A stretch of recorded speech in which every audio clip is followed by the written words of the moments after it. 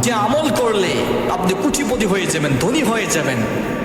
আল্লাহ রাব্বুল আলামিন রাসূলুল্লাহ সাল্লাল্লাহু আলাইহি সাল্লাম বলেন, একটি আমল রয়েছে কোরআনের, যেটা পরীক্ষিত আমল। আমি আপনাদেরকে বলে দেব যে আমলটা করার কারণে আমার দেখার অনেক মানুষ ধনী হয়েছে এবং ধনী আছে এখনো পর্যন্ত। আমি যদি এক্সাম্পল দিতে চাই, অনেকের এক্সাম্পল দিতে পারবো ইনশাআল্লাহ, কারণ অনেকে আমার সাথে পরিচয় আছে এবং আমাকে অনেকে বলেছে যে হুজুর এই আমলটা আসলে নাকি, এই আমলটা করলে নাকি কোরআনের আমল, যে আমলটা করলে নাকি ধনী হওয়া যায় এবং ধনী থাকা যায়।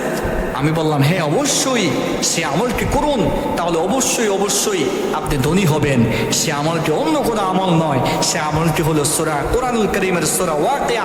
সূরাতুল ওয়াকিয়া যদি আপনি প্রতিদিন মাগরিবের নামাজের পরে পাঠ করতে পারেন সম্পূর্ণ সূরাটা, আল্লাহ রাব্বুল আলামিন অল্প কিছুদিনের মধ্যেই আপনাকে ধনী বানিয়ে দিবেন, আপনি ধনী হয়ে যাবেন। যদি সংসারে অভাব-অনটন থাকে, আপনি যদি গরিব থাকেন, আজকে থেকে চেষ্টা করেন, যারা কোরআন পারেন না, কোরআন তেলাওয়াত করতে পারেন না, আজকে থেকে চেষ্টা করেন, কোরআন তেলাওয়াত করার চেষ্টা করেন, শিখার চেষ্টা করেন।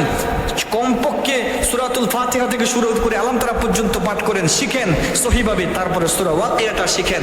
যদি আপনি সূরা ওয়াকিয়া যদি নিজে নাও পড়তে পারেন, মোবাইলে বা বিভিন্ন স্পিকারের মাধ্যমে আপনি সূরা ওয়াকিয়া পাঠ লাগিয়ে দেন, শুনতে থাকেন, সেই জায়গা থেকে দেখবেন আপনি ধনী হয়ে যাবেন।